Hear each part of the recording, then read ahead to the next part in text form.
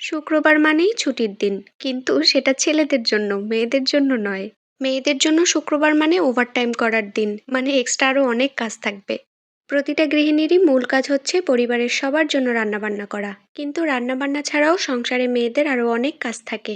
আর তাতে যদি আপনি হন কারোর মা, তাহলে তো কোনো কথাই নেই। কখন রাত হচ্ছে, কখন দিন হচ্ছে আপনি কোনো টেরই পাবেন না। আজকে ভিডিওটা এডিট করতে গিয়ে মনে হচ্ছিল এরকম 3 ঘন্টার কাজ যদি 3 মিনিটে স্পিড বাড়িয়ে করে ফেলতে পারতাম, কতই না ভালো হতো।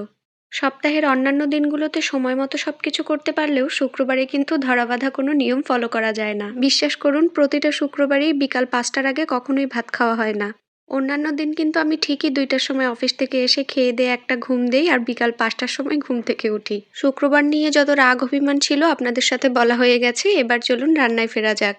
আজকে রান্না করেছিলাম লাল শাক, মাছ দিয়ে কচু আর হচ্ছে মুরগির মাংস। বেশিরভাগ সময়ই ইন্ডাকশন বা গ্যাসে রান্না করা হয়, কিন্তু শুক্রবার বা ছুটির দিন হলেই আমি একটু চেষ্টা করি মাটির চুলায় রান্না করতে। এতে রান্না কিন্তু অনেক তাড়াতাড়ি হয়ে যায় আর মানে খেতে একটা অন্যরকম টেস্ট লাগে। গ্রামের রান্না কিন্তু অনেক সহজ সরল, খুব বেশি একটা ঝামেলা নেই। এই যেমন আজকে সকালে মনে হলো একটু লাল শাক খাবো, ক্ষেত থেকে তোলা হলো লাল শাক। সেই লাল শাকটাকেই ভাজি করে নিয়েছি। তারপরে এত বড় বড় কচু কবে খেয়ে শেষ করব সেই চিন্তা করতে করতে একটা কচুও তুলে নেওয়া হলো। সেই কচু দিয়েই মাছের ঝোল করব। আর এইদিকে এটা যদিও আমাদের বাড়ির না, এটা হচ্ছে বাইরের থেকে কেনা। তো সেই মুরগিটাই রান্না করছি। তো একদম রেগুলার মশলা দিয়ে যেভাবে আমরা মুরগির মাংস রান্না করি সেইভাবেই একটু ঝোল ঝোল করে রান্না করা হয়েছে। আর এখানে আলু দেখতে পাচ্ছেন একটু তেরা বাঁকা করে কাটা, তার মানে হচ্ছে আমাদের আলু লাগিয়েছে। তো আলু লাগাতে গিয়ে যে আলুগুলো বাদ পড়েছে সেগুলো দিয়ে রান্না করছি। এই জন্য আলুর মানে সাইজ এরকম উল্টাপাল্টা। তো এই তো কচুটাকে একটু সিদ্ধ করে নিচ্ছি। বাড়ির কচু হলেও কচু রান্না করার সময় কিছু টিপস ফলো করতে হয়, তাহলে কচু খেলে আর মানে গলা চুলকায় না। এই যেমন ধরুন, এই কচু রান্না করতে যতটা পানি ব্যবহার করবেন কোনোভাবেই ঠান্ডা পানি ব্যবহার করা যাবে না। কচুটা ধুয়েও নিতে হবে গরম পানি দিয়ে।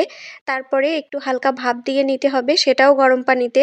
তারপরে সে পানিটা ফেলে দিয়ে এই যে কচু রান্নার আগে প্রথমে তেলের উপর একটু হলুদ আর লবণ দিয়ে কচুটাকে ভেজে নিতে হবে। তারপরে যে যে মশলা দিতে ইচ্ছা করে সব ধরনের মশলা দিয়ে ঝোল দিয়ে মাছ দিয়ে নামিয়ে ফেললেই হয়ে যাবে। এই কচুটা আলুর মতো কুচি করে ভাজি করলেও খেতে বেশ ভালো লাগে। তো আমার লাল শাক আর মুরগির মাংস কিন্তু রান্না করা শেষই হয়ে গিয়েছে। এবার এই কচুটাই বাকি আছে। তো আমি রান্নায় যেহেতু মরিচ বাটা ব্যবহার করি বেশিরভাগ সময়, দেখবেন আমার রান্নার রংটা কিন্তু বেশ ভালোই আসে। আসলে বাটা মশলা দিয়ে রান্না করলে রান্নার স্বাদ এবং চেহারা দুইটাই কিন্তু পাল্টে যায়। কিন্তু এত সময় কই, তাই না? এখন তো আমরা Blender, rice cooker, pressure cooker, electric kettle এগুলো ছাড়া চলতেই পারি না।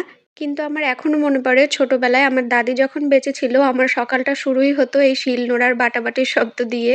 কারণ সেই সময় কোনো ধরনের গুঁড়ো ব্যবহার করা হতো না। তো এই তো আজকে আমার রান্নাবান্নাটাই আপনাদের সাথে শেয়ার করলাম। এখানেই বিদায় নিচ্ছি। ইনশাআল্লাহ দেখা হয়ে যাবে নেক্সট ভিডিওতে। সবাই ভালো থাকবেন। আল্লাহ হাফেজ।